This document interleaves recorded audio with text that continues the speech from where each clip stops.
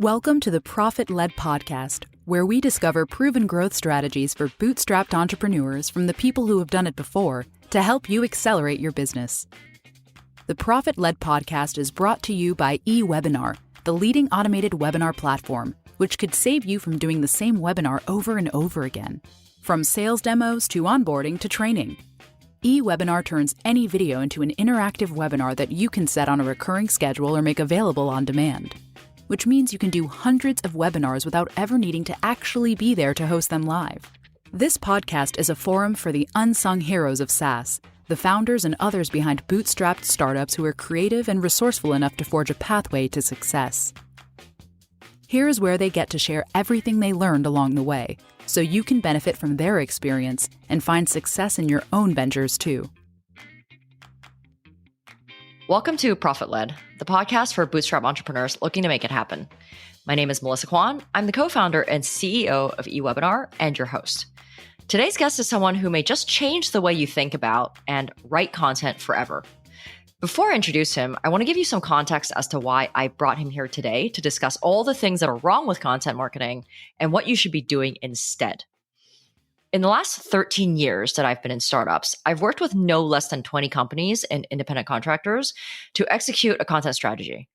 Yet I have not worked with a single company that delivered on their promise, and not a single one I would actually recommend to friends. Part of it could be my fault because I never fully understood what a content strategy entailed, and I was trying to pay someone else to take away my pain. I've learned that never really works. You can't hire someone to take away your pain if you don't have a basic understanding of the challenge that you're trying to solve. In the past, every time I brought someone on to fix our content, the first thing they do is a technical audit on our site, then keyword research, then suggest a strategy on how many pieces of content to generate for what keywords. They quote me a retainer fee, and off we go for a few months before I realize this content is just not that good. If I can't even love our own content, how can I expect someone else to? Then I'd bring on another company who would do the same thing, and that company would start all over again from the technical audit, and then we'd go for an extra few months. And you may have experienced something similar because content is pretty hard. I'm convinced at this point that not many people even know what great content is. There are so many writers, and yet so few who understand what they're writing and why, especially when a lot of these content writers are contractors. So they don't really understand your business and the mindset of your customers because they're not required to do it every single day. Most writers I've worked with in the past write for the sake of generating more content for the keywords that we want to rank for, but in the end, their content is just not that compelling to the reader. Fast forward to 2020, the year that we launched eWebinar and realized we have no content strategy. Again, I went through the same process of hiring multiple digital marketing agencies, same stuff all over again. I was so sick of this vicious cycle that I decided to learn what content marketing is for myself. And that's when someone pointed me to this blog, growandconvert.com. It was the first time in my professional career that I truly aligned with the strategies that I was learning. I think it was the Pain Point SEO article that caught my attention the first time. I spent weeks reading articles on the site, taking notes, before realizing that this blog was run by a content-focused SEO agency founded by two guys, Benji and Devesh. I thought to myself, these guys really understand the psychology of the reader for the advanced business user who I want to be my customer. So that year, I took their content marketing course because at that point we couldn't afford to hire them yet. Eventually, we did get a chance to engage, grow, and convert in early 2022, and the results were mind-blowing. So here I am with my very special guest, Devesh from Grow and Convert. Hey, Devesh, how's it going? Good. Thanks for that long and wonderful intro and scathing intro to all. Apologies to all the previous people you worked with. I still feel like very passionate about this frustration. I mean, that was definitely a long intro. I needed to get it out because it's not only like such a frustrating journey. I feel like this is something that happens to a lot of people as well. What was bad about the content? It just like seemed elementary, right? It was like writing for the sake of like, so we would write an outline and then it would be churned into an article, but it was like they didn't even really understand why the value props of the business solution we were delivering were out there. They were just putting it into a paragraph. And we would just spend so many hours and hours giving them like customer testimonials and explaining the value props. But I don't know. It's just like there's something about it that's been like fairly disappointing. But anyway, coming back to me now. Thanks for coming on the podcast. I wanted to ask you what drink you brought with you today. I brought a iJava. Here's like a product promo. They're not sponsored, but I do help the owner. They're like a Nice. local coffee shop in San Jose.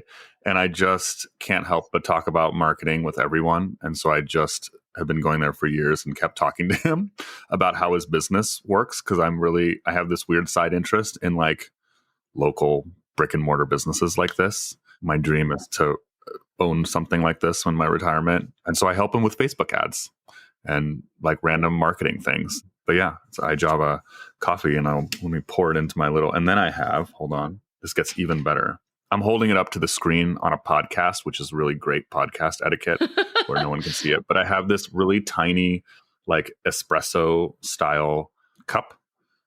All right. Well, I have this Coke, and I know it's not very original, but at least it's not Pepsi. And actually, I just arrived in Bangkok, where I'm recording this right now, and we went out for dinner, and I didn't have time to go to 7-Eleven and pick something local and cool. And this was the only thing in the fridge before I left the restaurant. Oh, yeah. I love myself some Thai beers that you could have totally had, since it's 9 a.m. here. And what time is it for you? It's midnight, and I actually did think about a beer, but before I left this hotel room, I realized they don't have an opener. So then I didn't want to like... That would have made for an even better podcast of just us sitting here listening to you try to open a beer by hand. That's not a twist off. Yeah, I mean, it's drinking a Coke at like midnight is always a good idea. So, all right, so let's create some ASMR magic. All right, so I'm going to open my drink now. You can pour yours in front of your mic. Oh God, my pour did not sound like anything. Hold on, I'm going to pour it back.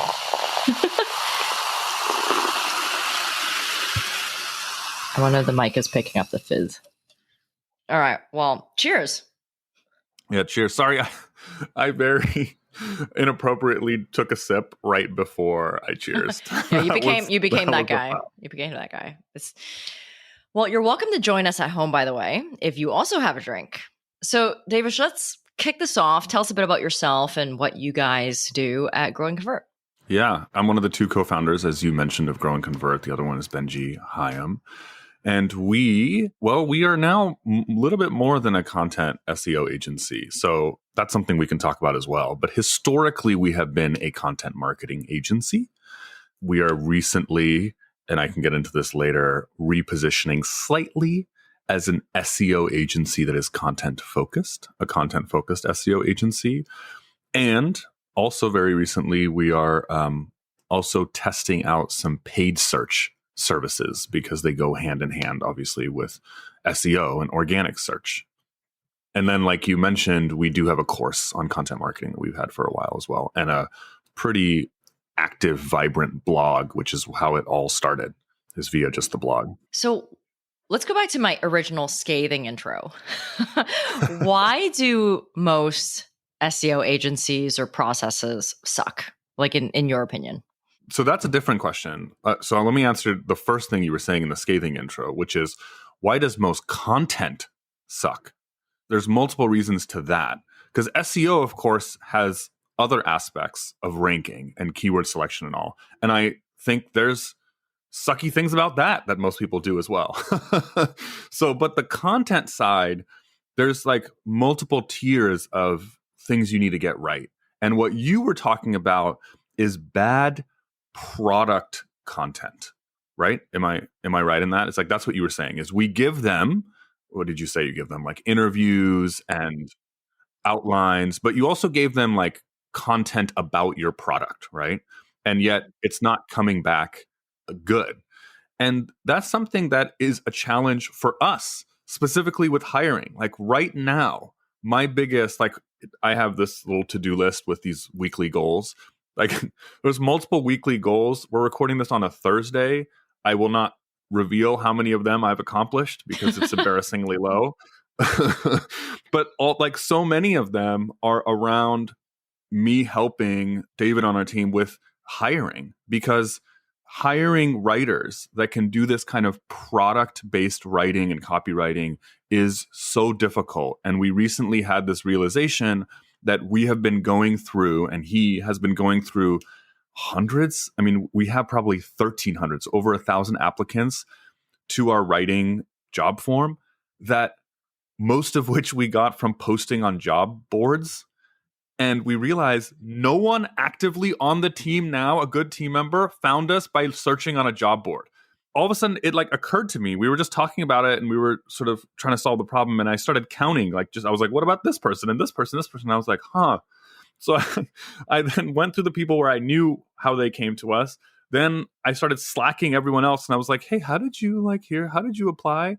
And they may have filled the form, but they're like, no, job board. What? I didn't even know you posted on a job board. I was just reading the site, or I heard from this other thing. And I was like, oh dear. The writers that are looking for jobs, none of them have worked out. And the key thing there is that one past writer has told us, you guys, Grow and Convert doesn't really do typical blog content writing. You guys, it's like a step removed from landing page copywriting. And what he meant by that, this person, was most blog writing is what you described that you didn't like in your intro, which is beginner level coverage, intro level coverage of a topic, right? Imagine you just Google something, small business accounting. I always use this. I just tweeted about something like this. Or, sales tips, or how to do CRM, or this and that in marketing.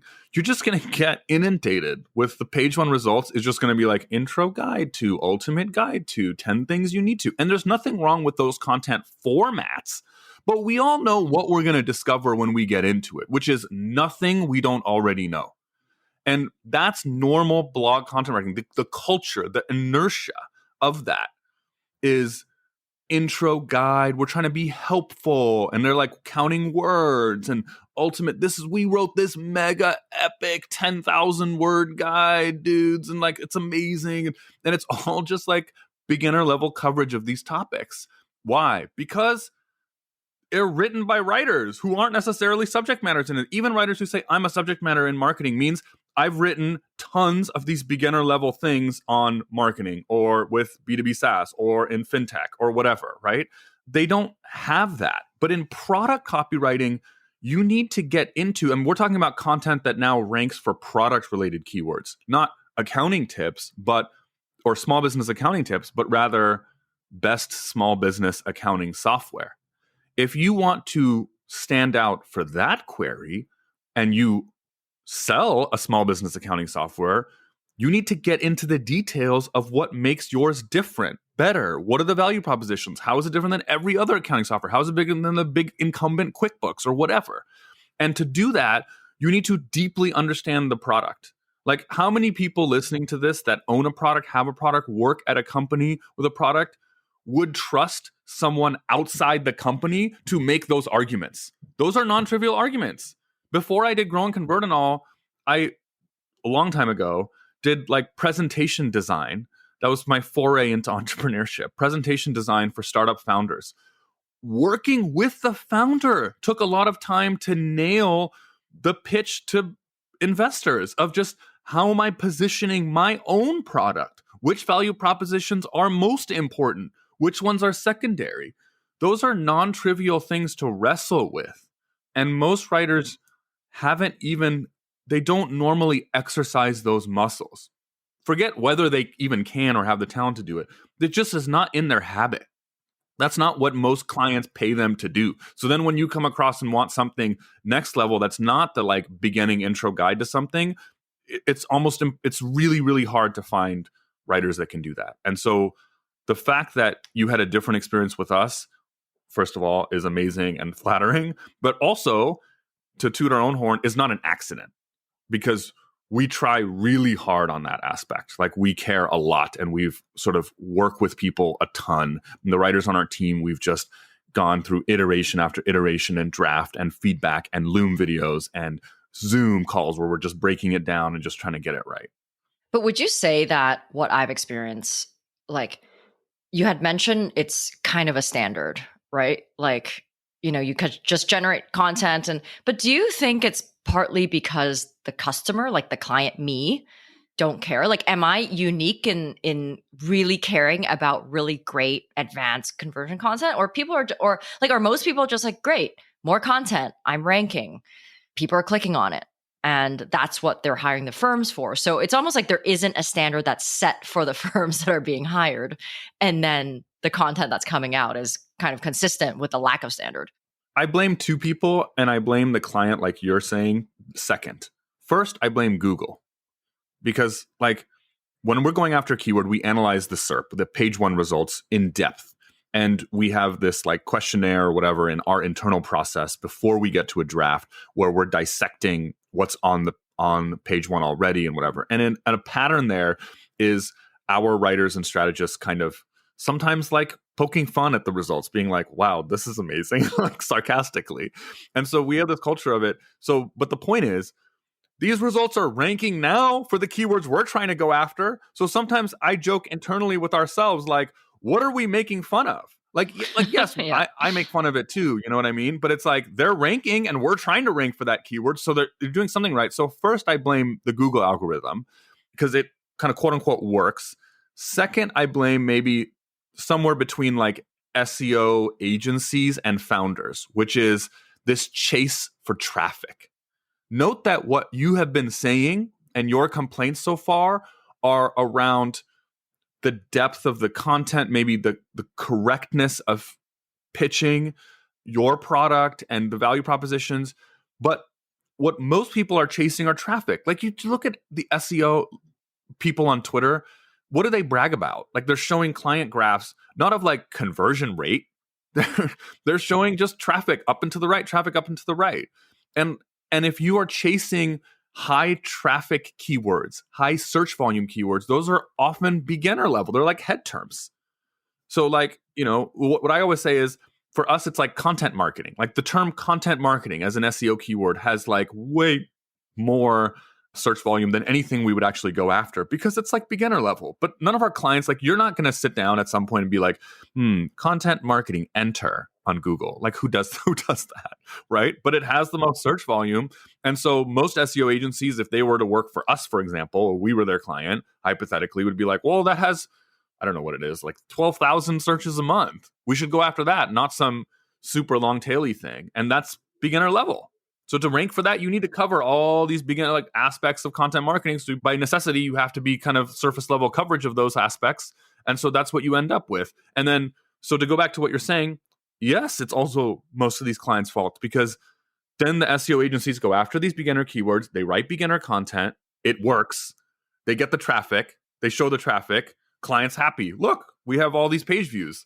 Some fraction of them, like you guys, come to us and say, hey, like we have blog content. We may even have a decent amount of traffic to it, but it's not converting and it's not selling our product. And that's a problem. And those are the companies that are a fit for us. That's who we sort of built Grow and Convert for because that was us. But that's the thing that grabbed me with the Pain Point SEO article is for the first time, I'm like, of course. Right? Of course we'd focus on the pain point of my customer.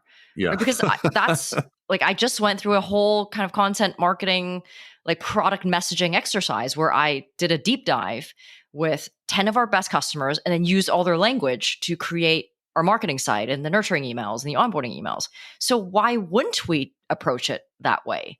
Right. So it almost like, even as like I'm hearing you talk, it feels like you guys are not just approaching this from a content SEO ranking perspective, you're also kind of like business strategy, right? Like, how do I understand your business such that this content is compelling to your most ideal customer and to show that you guys, like you are the company to solve that pain point? Yeah, that's funny you say that. So the beginning of our engagements, we, in the first month, spend time interviewing multiple people from the client's organization that are customer facing.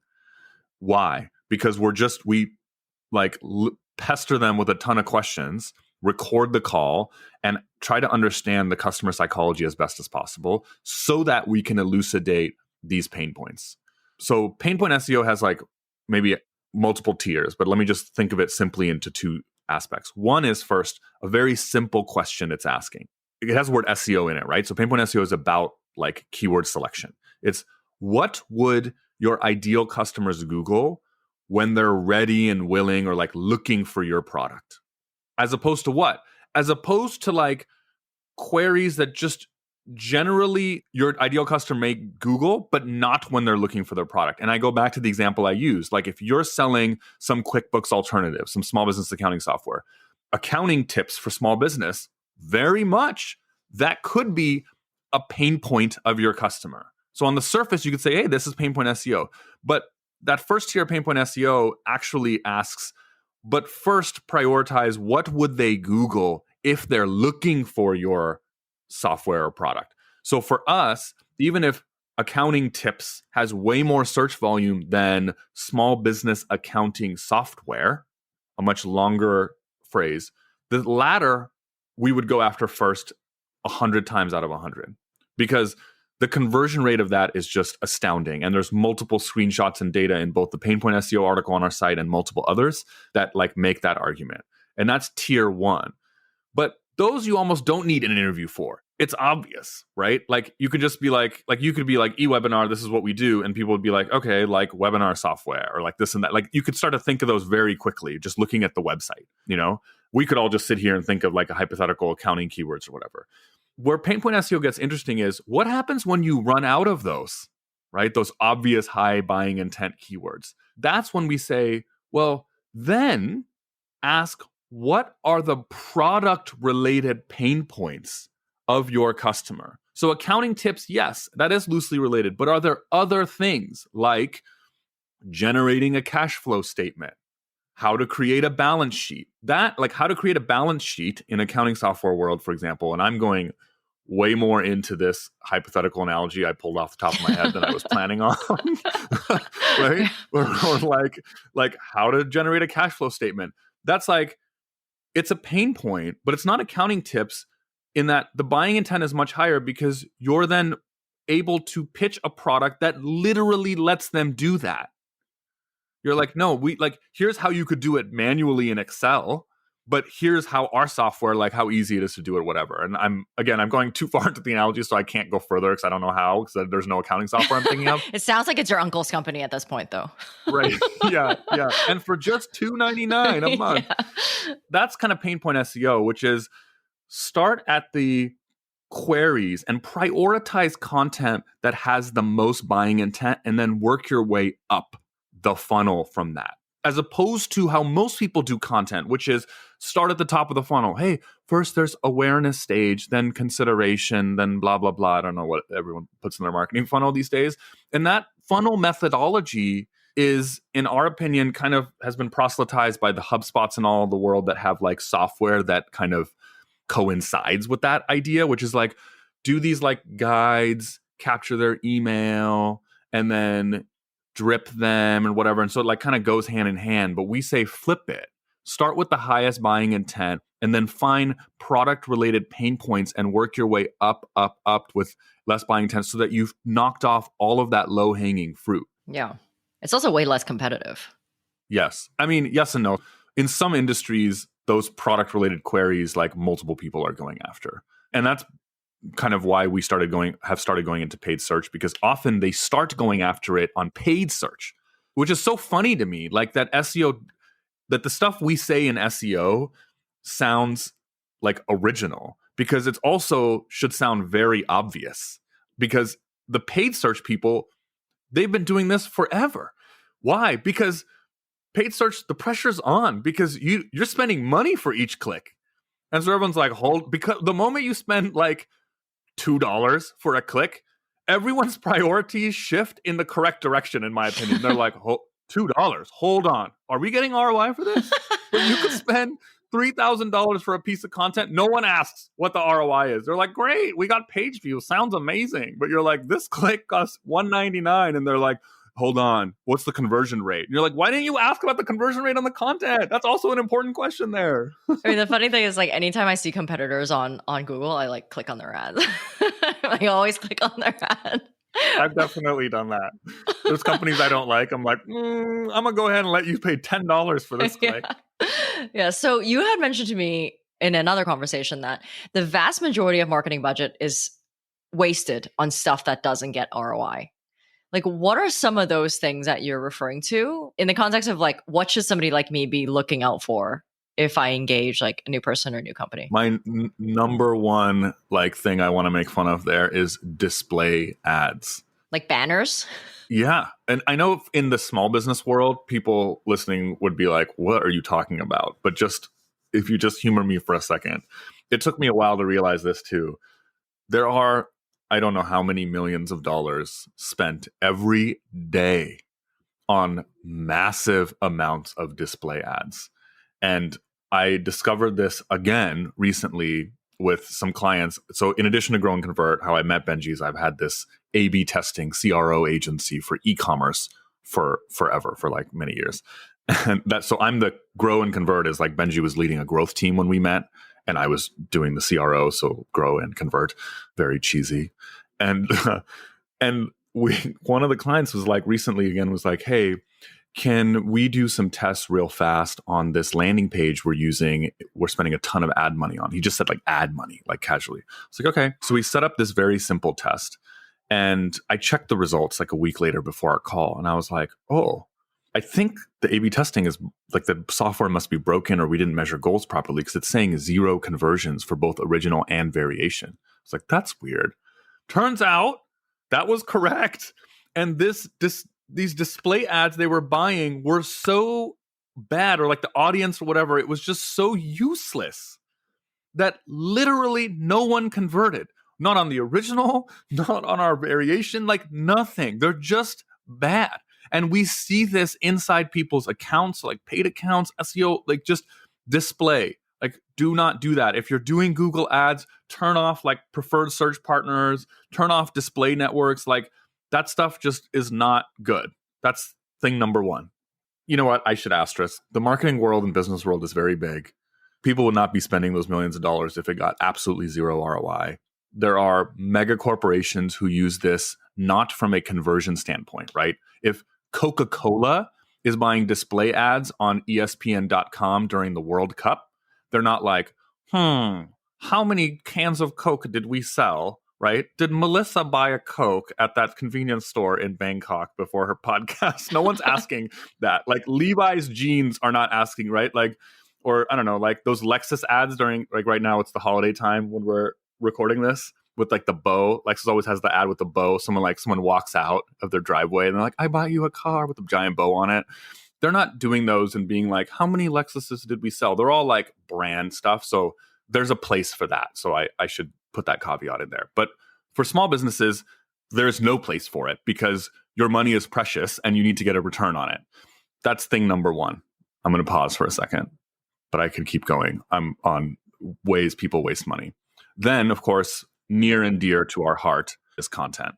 And that's like what we've already talked about, like countless prospects, clients that we have talked to, many of which we've worked with, many of which we've just had conversations with. And for one reason or another, we didn't end up working together, come to us resonating with the things we write because they say, I have spent so much time in content and budget, and it's just not doing anything. And you guys seem to be thinking about it from a way that others have not, which is conversions and ROI. So I'll tell you one additional story than the story you already told.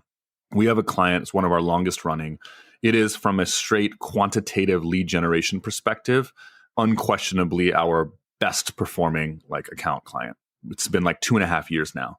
When they first hired us, they said, and I don't remember the exact number, we were their like 3rd to 5th. I don't know if it was 3rd, 4th, or 5th, what they called it SEO agency that they've worked with. And so we said, okay, well then why? Why are you trying again? He said, well, again, because it sounds like you guys are thinking about it in a different way, pain point SEO, et cetera. So we start. And, first couple months, we are reporting on the results and we say, hey, good news. We're really early on. And these, I forget the number, but like 2 or 3 posts are already at the bottom of page 1. They're at like position 6, 7, 8, 9, 10 or whatever. They're like, okay, guys, like that's great and all. And we went into the call thinking like, this is great. I don't forget what month we were in, but we thought it was really good results for how early we were. They said, this has happened many times, but no one has, we can't seem to crack the top 5. So let's just see. Like, obviously the fact that they're here for 2.5 years now means like we have dozens upon dozens of keywords in the top 3 positions, many, many keywords in the top 1 position, buying keywords, like the equivalent for that client of accounting software, but it's a different type of software. Like it's just been wildly successful. But around that, I said, can you send me like any work product from your previous SEO agency? I just want to see, like, what did they do? And I look at it and he sends it over. And what they did was an example that I've never forgotten. They were going after some buying keyword in like scheduling app phase or something about like scheduling employees or something like that. So he sends me what they did. And they're going after this like buying keyword, something software. But the actual blog post title was like 11 tips to keep your employee happy or something like that, or like employee whatever tips. And I was like, what? And that is what a lot of SEO agencies and content agencies do. Is we started jokingly calling that the sprinkle method, which is like you have this like target keyword list and you're like, you give it to your writers and you're like, just, sprinkle it in the post, sprinkle it around. And so they were just expecting this post that was not geared and 100% focused for that keyword, a valuable keyword that other people also want to rank for. They were expecting it to rank because, I don't know, like it was like loosely related and they threw, the keyword into it. I don't know. I mean, I have no idea how much money is wasted in that kind of content marketing, but a ton. The other type in content is like, so we've talked already about SEO content that's wasted on non-buying keywords. Like, I have another amazing example actually, because this company now does not exist anymore. It was like it folded. But this guy, he was a great guy, was trying to start this kind of like marketing surveying tool, like kind of in the space of like SurveyMonkey and all this. He had these like traffic goals. This was very early in Grow and Convert's life. He was one of our first clients, and it was ranking. He was like, look, I have like all this blog traffic already. I'm hiring you guys to grow it, whatever. And we look, and the majority of his traffic is coming from this number 1 ranking for the term Likert scale, Likert. And we were like, what in the world is a Likert scale? So we Google it, and lo and behold, he's number 1. It's like some academic, it's like some guy's name who invented, I guess, some surveying technique or something, right? It's like something like that, like a technique or it's like a very academic type search. And we're like, what the heck? Like, what is this doing for you? Like, yeah, you get 20,000 page views a month, but like, is someone Googling Likert? So who Googles that? Students who are studying like surveying techniques, like, or something like that? Social studies majors? Like, who's Googling this? Not someone who wants to buy a SurveyMonkey alternative. Side note, SurveyMonkey alternative, if my memory serves me right, and my memory is horrible, but nonetheless, I think did very well for him. Not a surprise. So that's like, I don't know, countless budget is being wasted on that kind of like chasing keywords that have no shot at converting. And don't give me the like, no, but then it's top of the funnel awareness, and then we're going to capture the email. We're going to put them on the email list. What is your conversion rate of people who Google Likert scale and then sit on your email list for your survey thing? Like, dismal. It doesn't matter. Like, that traffic is literally useless. Maybe not literally. Maybe it like builds you some links or something. But like, it's almost useless, And then there's like content that's not after nothing. Then there's also a bunch of blog content. They're not targeting any SEO keywords. And if they're not targeting SEO keywords, it doesn't mean it's bad. We do content that we can talk about later that has no SEO purpose as well. We call them like disruption stories. We promote them on social media, whatever. But it's like, it's neither. They're like, it's somewhere between like company announcement. Okay, maybe that has a purpose. It's not really going after an SEO keyword. Maybe the team shares it on their social and LinkedIn for a little bit, and then it dies and it gets 200 page views in its lifetime, and it just kind of like sat there. And you're just like, this is, countless budgets wasted there as well. Can you talk to me a bit about how you guys approach SEO and content that's different compared to everyone else? Like, maybe walk me through like a customer journey, like right after they engage with you.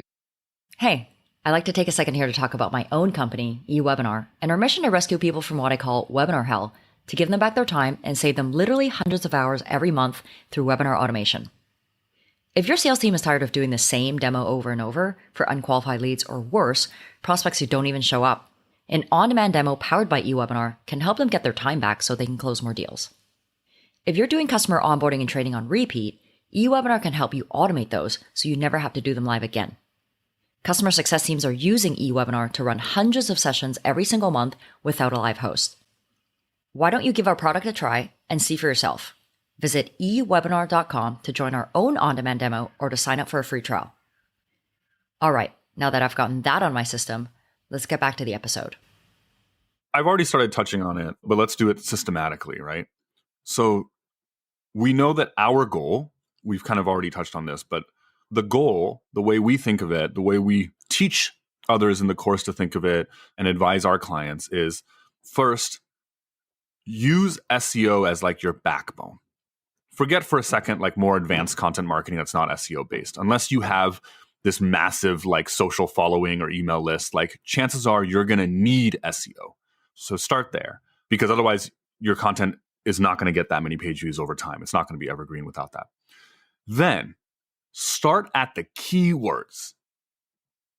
A lot of people say SEOs, they're like, okay, so I'm going to hire a technical SEO and do a site audit. Like, forget your site audit. Probably, chances are, nothing is wrong with your site, right? But why does everyone come in and say there's something wrong with our site? Every single marketing company because they want to sell you the site audit. They want to sell you the site audit. I'm like, literally, we're about to publish this post on our new positioning of an SEO, a content-focused SEO agency, because we realized the same thing. We were like, now you have me off track again. And as you can tell, once I go off track, I won't stop talking. But like, the SEO agencies also have these problems of like, they're just trying to sell you this technical audit. Most B2B sites are not that big unless your site is a marketplace. Like if you are, I'm not going to give a B2C example, unfortunately, but like if you're homedepot.com and you have a bajillion products, all of which rank on Google for stuff, if you're like, you know, whatever, that yes, Airbnb.com, Zillow, yes, you should have a huge technical SEO team. Like God knows how difficult it is to maintain all of those rankings. You can't do it one by one. But if you're like you guys or anyone selling a software product, your marketing facing site, like not the app, is what is it, 10 pages? Home, product, solution, features, pricing, sign up. Like how many things could possibly be wrong with that? Right? Like you got a Webflow or WordPress theme and you put some static content on there. Like what are you auditing, SEO agencies? Anyway, so we say with SEO, start at the keywords. If you don't know your top 10, or in our view, for our base engagement, top 30, which is how many, roughly 34, how many keywords we go after in our base engagement for a client a year. If you don't even know that, like here are our 30 most customer generating, highest buying intent, highest value keywords, like things people would Google to find us, then what are you doing? What content are you writing? What are you link building for? What are you technically auditing for? So start there. So our engagement, you asked, how does a company work with us? We start by doing what I said, interviewing people who like deal with the customer. If you are the founder, you shouldn't have to do that. You should be able to come up with those 30 off the top of your head because you should have a deep understanding of your customers' pain points already. If you don't, you have much bigger problems than SEO. Right? Yeah. You're a founder that cannot immediately rattle off like those things, right? It doesn't mean you know 30 keywords off the top of your head. You use a keyword research tool. You start brainstorming. You put them in a spreadsheet. Maybe you get 50. You start going down these different rabbit holes, and then it starts to crystallize. And we don't by any means come up with the first 30 on day one. We'll come up with like 6, 8, 10, 20, and you'll start to pick those and start to learn, right? But like start with the target keywords. Then go one by one. We go one by one, analyze what is on the SERP, search engine results page. What's on page one, just page one. What do we think the search intent is? Are they, looking for a list of products? Are they comparing something, trying to learn something? And what details, if they are looking for a list of products, what do they want to cover? Back to that accounting example, small business accounting software. What specific things are the existing results on page one already going after? That little people also ask, what does that say in the middle of the page one results? The stuff at the bottom of related search terms, what are those? So you try to figure out, and then you say, what angle are we going to bring to the table? How is our accounting software going to be different? What conversation are we going to be? Then you produce that article or page. The majority of what we do is blog articles for various logistical reasons. But like, if you're listening, it could be your homepage if you think after you analyze that page one results, our homepage, maybe with some tweaks or as is, this is very rare, but like as is or with some tweaks, could legitimately really fulfill search intent better than, say, the top 3, top 5 results. Normally, that's not true, right? And normally for our clients, getting them to change their homepage, God, that would be a bureaucratic nightmare. And so it's easier for us to just produce blog posts. So then you produce that content. And that's where, if you are the founder, it should not be as hard. But like if you're in the team or whatever, you need to have product expertise in there. Talk to product, talk to marketing, talk to whoever you need to. Talk to the founders, whoever you need to get the nuances of how to sell your product or service. And I'm saying sell your product or service because if you're starting this and finding those high buying intent keywords, those are inevitably going to be related to your product. Otherwise, it's not really high buying intent. So the search intent is inevitably going to have a product related intent in there. And so you're going to have to sell your product. You're going to have to compare to competitors. You're going to have to analyze your industry. Like, look, you're Googling this kind of product category. Let me teach you about it. There's actually 3 sub buckets of it. We are in one. We're going to cover this. We're going to talk about ourselves in depth, and then we'll list some others in the other ones, right? If you're looking for this specific use case, try this subcategory. If you're looking for that, like that kind of product related education for them. And then you write the post, you publish, and you just do that and start accumulating these, and slowly the rankings will come. Then, now, you may want to do that side art at the beginning, but like from an importance standpoint, when you're ready to do that, then yes, of course, make sure that there's no skeletons in your SEO closet, right? Like you can get a technical audit, but you only need to do that like once, right? Again, unless you're like, TripAdvisor or something, and you're like you only need to do that once. Make sure there's no SEO. And then, yes, you're going to need a high domain rating. So if you don't have, let's say 200, 500, 1,000 backlinks already to the domain, you have a Ahrefs domain rating of like 20 or less, 30 or less, like you may need to find ways to build links, to create linkable assets, to get something. Like you may need to do that to help those rankings move up. But at least your priorities are in order, and you're not link building for the sake of link building. You're not doing technical audits ad nauseum, and you are able to answer a question if someone asked, what are the top 5 keywords you want to rank for? You can be like, these are it, and we know why. Because we think that if people Google those, they're looking for our product, and we want to be there in that conversation. And I have 5 pages that map 1-to-1 with each of those keywords. 1 keyword, 1 page. That's our philosophy. Unless the keywords are so intimately related that most of the existing results overlap. And so you're like, okay, clearly Google thinks of this synonymously or whatever. But 1 keyword, 1 page, and have that in order. Then you use the other parts of SEO to just speed up those rankings. And you had mentioned in the past that most general purpose link building is useless, right? Like, what do you mean by that? And what's useful link building? Because you already mentioned like you need to increase your domain rating, right? So how should I approach link building? You're going to get me in trouble with all of my incendiary statements, right? Some SEOs are going to be like, that's ridiculous. Of course, link building. So I should walk back slightly and add some asterisks to that. We do link building. We do a bunch of it for our clients. So link building in general is not useless. What I meant by that, general purpose link building, is what I was just saying is like, we have literally run into clients. In fact, one of them with that previous SEO agency did this, where they have spent 5-figure sums, like quarterly, monthly, whatever, on link building. When we start working together, we're like, we see you don't even have pages going after what we think are the most obvious, lowest hanging fruit, bottom of the funnel search terms. So that's what I mean. If you've not identified those keywords that have the highest chance of producing customers for you, and then step 2, equally as important, you don't have a page that someone in your company or a vendor created specifically for the purpose of ranking for those keywords, and it's good and it has a shot and it can actually anyone looking at it would say, yes, this genuinely fulfills the search intent of that keyword, then what are you link building for? They're just like, oh, our SEO agency told us it would get us traffic. Like, really? For what keywords? Is that traffic useful? And so people just think SEO equals link building. We partner with some link building agencies some of which send us clients because the clients go to the link building agency first and they're smart enough to be like, you don't have any things that would rank for anything useful. So first go to Grow and Convert and create those, and then we'll work together. That's what I mean by general purpose link building. So like links are useful. Like backlinks are still absolutely a big, big signal from our experience, from SEO people we absolutely run into, work with, or whatever, talk to that do it. Links are absolutely still a factor in the Google algorithm. We do it. It absolutely works. That's important. But what I mean by that, by general purpose link building, is link building without having identified your most important keywords and have content specifically tailored to rank for it.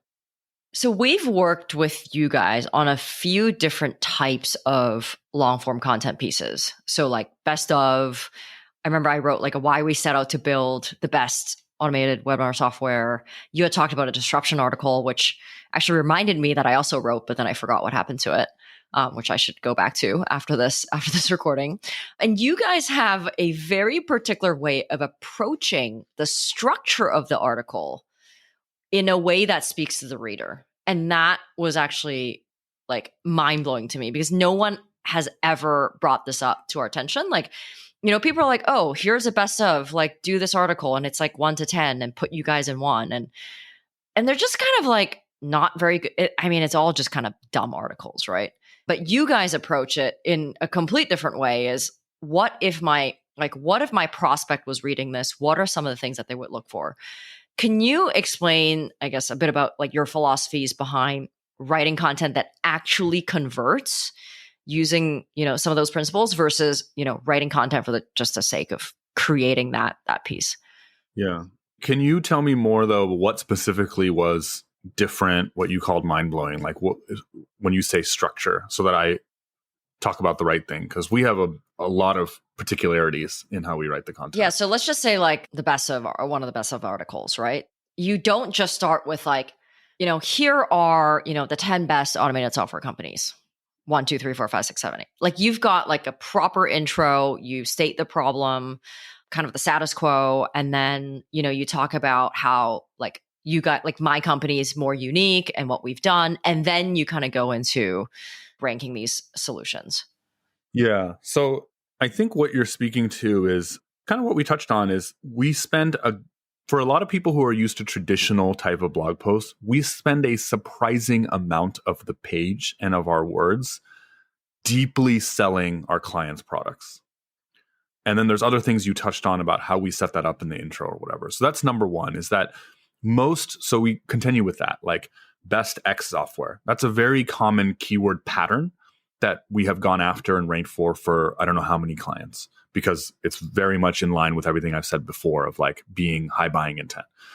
Most of the existing results when you Google best X software, whatever X is, are just simple lists. Some of them are programmatic SEO, right? Like the G2 crowd or whatever. But even blog posts are just like 1, 2, 3, 4.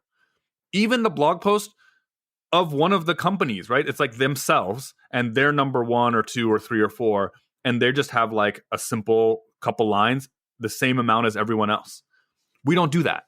For ours, those types of posts, the vast majority of the writing and the space, it's like if we think of it in Google Doc pages where we draft, multiple pages are spent with a detailed like dive into our client's products. I often sometimes say we take like a demo recording or the, sales team's pitch and put it on the page. It's kind of, not effectively, not really, but like we think of it like that. And why? Because first of all, that's the goal. Like, Yeah. Why are we ranking for this keyword? To sell our product. Second, because it's refreshing as the searcher to actually get in-depth information. It's actually really frustrating to Google these best X softwares because all you have is just like these lists with 2 lines and they all look the same.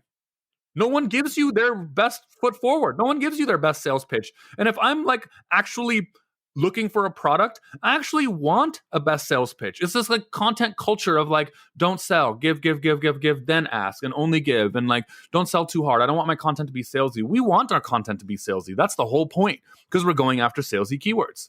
And so we do that. Then, and I'll talk about that in a second, the intro and the intro of that section, I think maybe what you're referring to in structure-wise is we sell that product in a very specific way. And it goes back to the beginning of our conversation at this point of like, why is it so hard to find good writers? Because this then gets into like product copywriting. There's no like formula, so I'm going to kind of jump around a little bit, but we're very careful on problem solution, selling the benefit behind each feature, and differentiation. Those are kind of three themes. They kind of interweave in different ways. And so like the end result may look different for depending on which strategist on our team or which writer is writing it. But those are kind of the key parts of it, is we want to be like, what are the product related pain points? Like, why is someone buying eWebinar? What were they frustrated with? What other tools did they try? And we write in the post to resonate with them and then present the solution as a solution to those problems.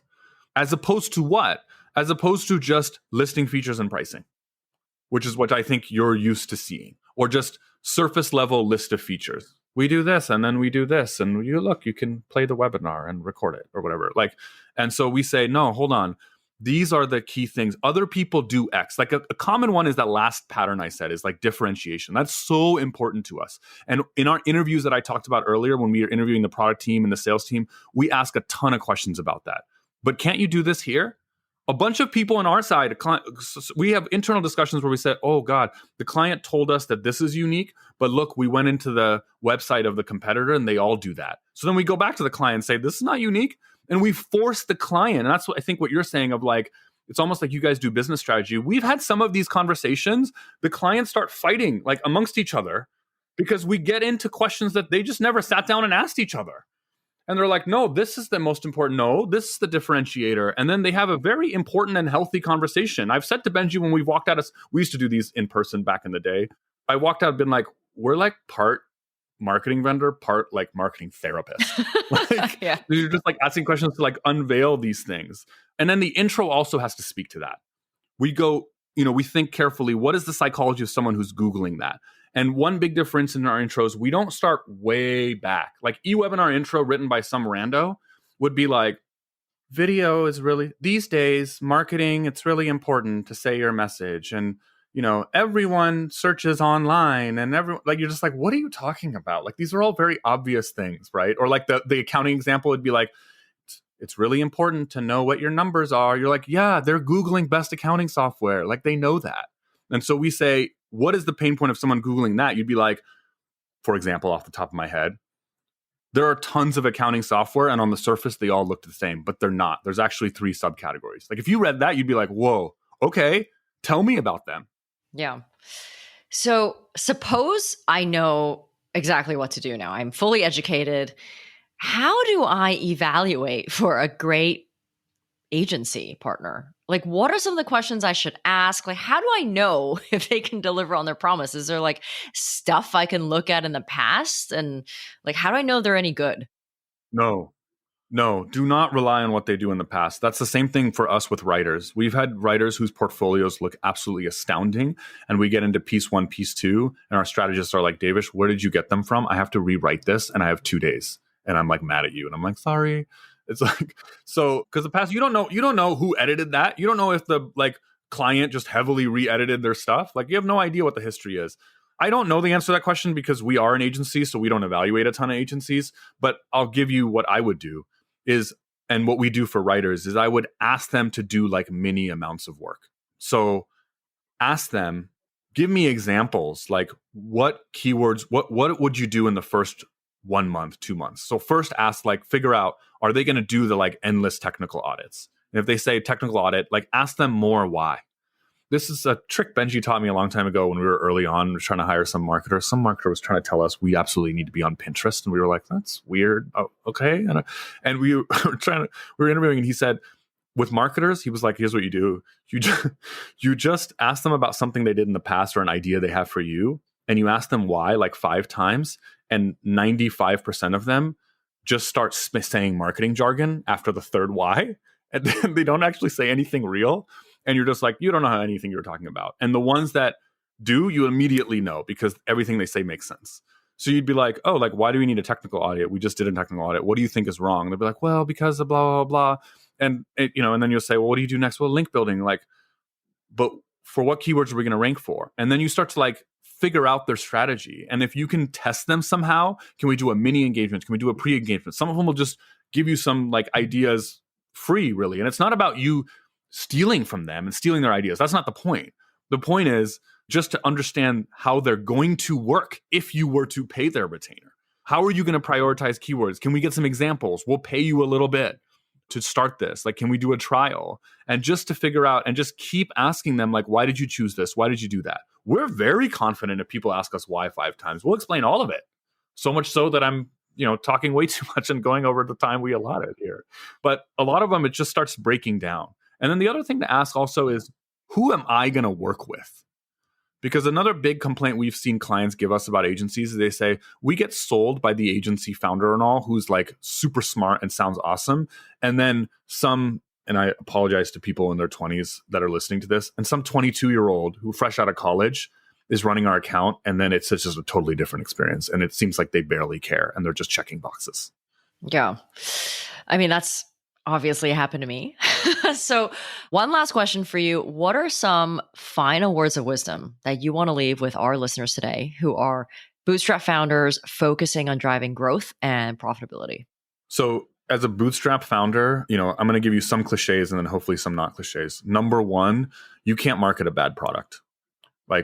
And then the corollary to that. So obviously that's a way of saying like, make sure you have product market fit, right? That's the cliche. The corollary to that, something that I've recently started realizing, it is not hard to know whether you have product market fit. In our experience, we have released different services. So we announced we're going to do design. Go and Convert's going to do design because we have Ravi, this like amazing designer. And we started like helping clients be like, well, also your homepage is kind of weird. Like, here's some random tips. We would just do it for free. And we were like, hey, maybe we can charge for that. It failed. Like, the leads were not good. People were barely interested, etc. Then we said, hey, like, we've been starting to do some paid search work because some clients are doing it. And like, our philosophy is help on paid search.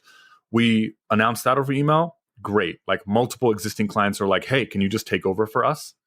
You know when you have product market fit. Like, and if you're struggling, there's a problem there. Don't worry about marketing too much if you don't feel like people absolutely love my product and now I need to like add to the fuel. And yes, like, it goes against advice of like the time to market was yesterday or whatever. But like, too bad, you're a bootstrap founder. Like, you have to make some sacrifices. And that's number one. Number two, when it's time to market, you don't need to be on every channels. Like, I don't know how many clients we've seen that have multi-million-dollar businesses and we have access to their GA and we can look at the GA history, and they largely built that on one channel. Like, they got paid to work, paid social, paid search. It has a positive ROAS, and they just rode it to millions of revenue. Or they doubled down on content, or neither. Maybe they had some like viral loop or whatever. But if you just spend time on like these founder Slack channels and Twitter and all these things and listening to these podcasts, if you just listen to a bunch of these podcasts sequentially, your brain can it happens to me where I'm just like, you start to get this like FOMO of every idea in all of them. Oh God, I should be doing this and we should be doing this and we need to be on Twitter and we need to do this thing. And in our seat as marketing vendors, we see so many different businesses. The vast majority grow primarily through one channel, like sales, direct outbound sales, SEO, paid. Those are like the big ones, or some viral loop in their product. Yeah. Well, Devesh, thanks so much for coming on the podcast. How can people connect with you and learn more about Grow and Convert? The easiest way is growandconvert.com, growandconvert.com. On the right in the menu, there's a newsletter, and you can subscribe to the newsletter there. And also there's Twitter and LinkedIn links somewhere midway through the page for Benji and I, if you want to follow us or there. And we talk about marketing. Sometimes we talk about non-marketing things. Be prepared. And I'll put that on the show notes as well as some of the articles that we wrote alongside you guys, just as a reference. So if you enjoyed this episode, Don't forget to subscribe to ProfitLed and be notified of new episodes. Head over to our website, profitled.fm, to see the show notes of this episode. All right. Well, thank you so much for your time. I particularly love all the different voices that you had. Absolutely. I love this. Sorry for going way over time. All good. All good. Lots of great information. I'm sure our listeners will love that. Thanks so much. Thanks for listening to ProfitLed. If you enjoyed this episode, we hope you will subscribe to the ProfitLed podcast and head over to our website, profitled.fm, to see the show notes of every episode. You can also join our mailing list to be notified of new episodes or when we have interesting products and resources to share. We promise to only share things you'll actually care about. Thanks again for listening. Bye now.